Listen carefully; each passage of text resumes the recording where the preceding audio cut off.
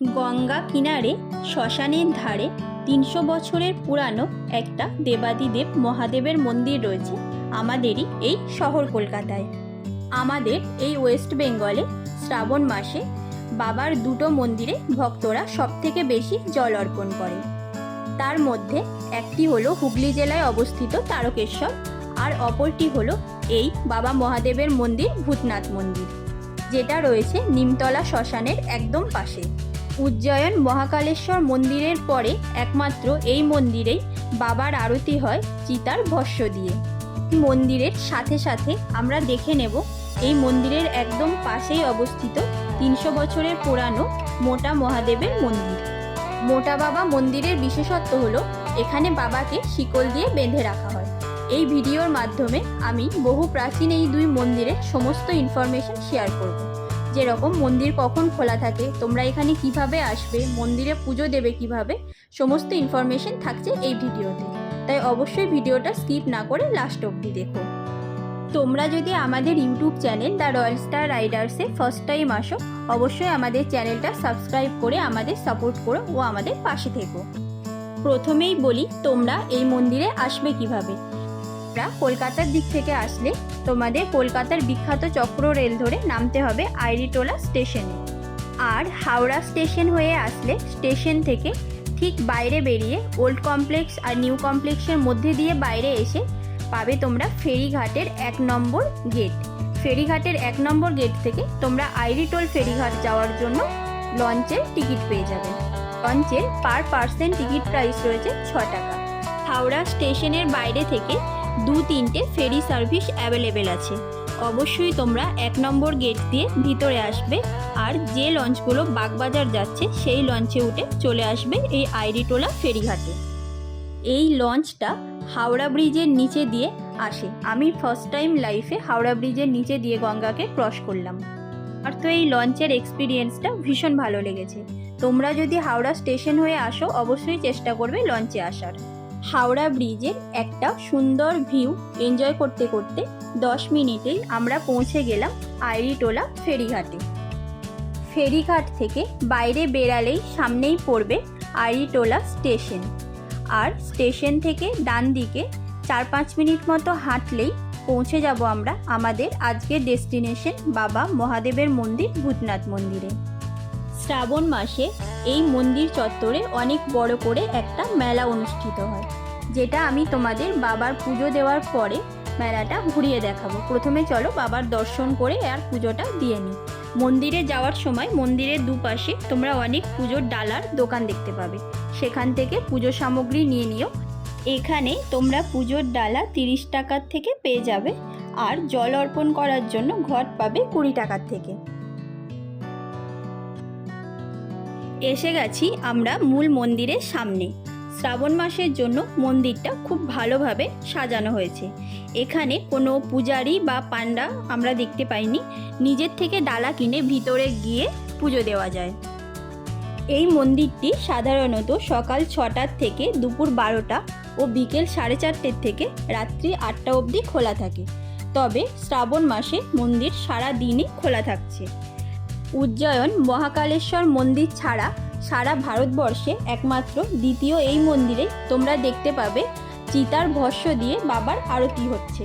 এই আরতিটা হয় সকাল 6টা ও রাত্রি 8টাতে। মন্দিরের পাশ দিয়ে এই রাস্তা দিয়ে ভিতরে যাওয়া যায়। চলো ভিতরে গিয়ে পুজো দিয়ে দিই। এটা হচ্ছে মন্দিরের গর্ভগৃহ। গর্ভগৃহের ওয়ালে অনেক দেবদেবীর মূর্তি ফ্রেমে বাঁধিয়ে রাখা রয়েছে। অজস্র ভক্ত এখানে গঙ্গা জল আর দুধ অর্পণ করছেন।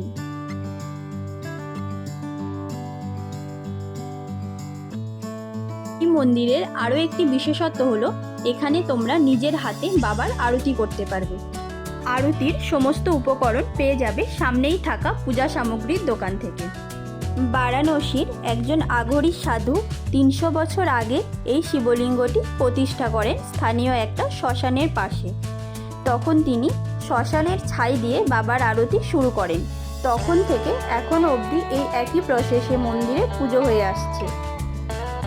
1934 সাল থেকে এই মন্দিরের দায়িত্ব যায় হিন্দু সংস্থা ও সমিতির হাতে। এর থেকে বেশি কিছু ইনফরমেশন এই মন্দির সম্পর্কে পাওয়া যায়নি। তবে কথিত আছে বাবা ভূতনাথকে যদি তুমি ভক্তি ভরে ডাকো, বাবা তোমার ডাকে সাড়া দেবেই।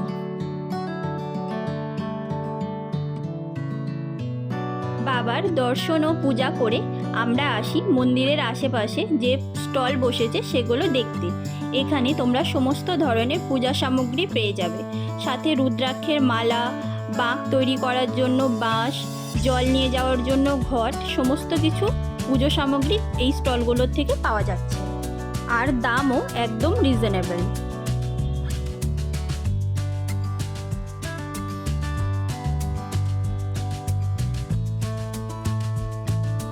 এরপর আমরা কিছুটা টাইম কাটাই গঙ্গার ঘাটে।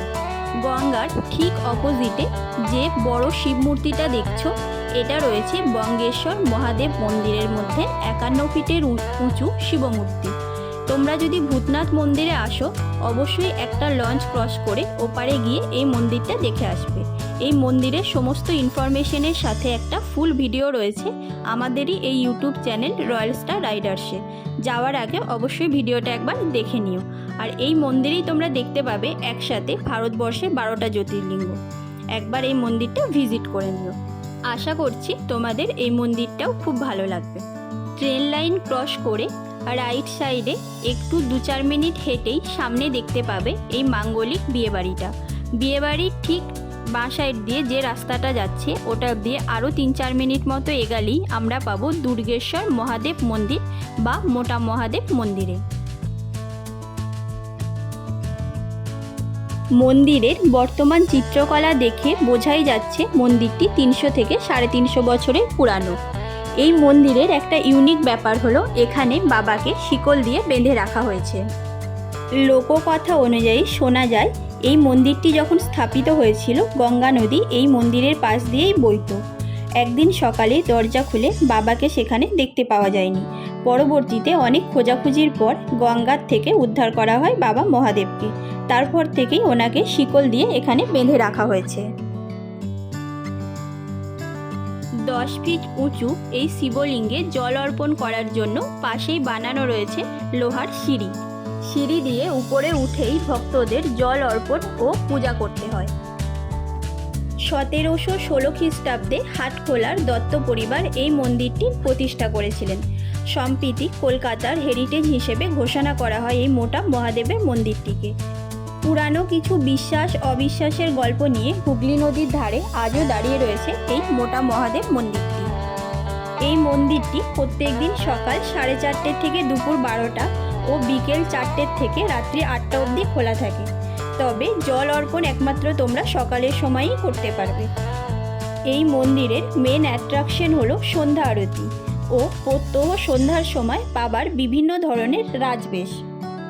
গ্রামীণ আটচালার আকারে তৈরি এই মন্দিরের উপর থেকে বটগাছের ঝুড়ি এমনভাবে জড়িয়ে রয়েছে, দেখতে অনেকটা বাবা মহাদেবের জটার মতো লাগছে। অপূর্ব সুন্দর লাগছে সামনের থেকে এটা দেখতে। একদিনের ভ্রমণের তালিকায় তোমরাও যুক্ত করে নাও এই দুটি মন্দিরকে। প্রাচীনত্ব ও আধ্যাত্মিকতায় ভরা এই মন্দির তোমাদের মন কাড়বেই। ভিডিওটি তোমাদের ভালো লাগলে ও ইনফরমেটিভ লাগলে অবশ্যই লাইক, কমেন্ট, শেয়ার করো। আমাদের চ্যানেল ফার্স্ট টাইম ভিজিট করলে channel the Royal star Riders RSR subscribe করে দিও, যাতে তোমরা এরকম আরও ছোট ছোট অনেক ভিডিও দেখতে পারো। Thank you for watching.